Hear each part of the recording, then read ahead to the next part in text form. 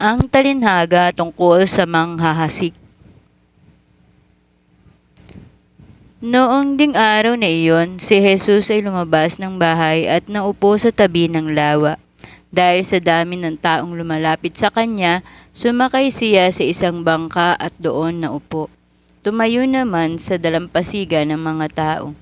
At sila ay tinuruan niya ng maraming bagay sa pamamagitan ng mga talinhaga. Ganito ang sinabi niya, may isang magsasakang lumabas upang maghasik. Sa kanyang paghahasik ay may mga binhing nalaglag sa tabi ng daan. Dumating ang mga ibon at tinuka ang mga iyon. May mga binhi namang nalaglag sa mabatong lupa. Dahil manimpis lang ang lupa roon, sumibol agad ang mga binhi. Ngunit natuyo agad ang mga ito ng mabilad sa matinding init ng araw. Palibhasa ay mababaw ang ugat, may mga binhi namang nalaglag sa may matitinik na halamanan. Lumago ang mga halamang matitinik at sinakal ng mga ito ang mga binhing tumubo doon.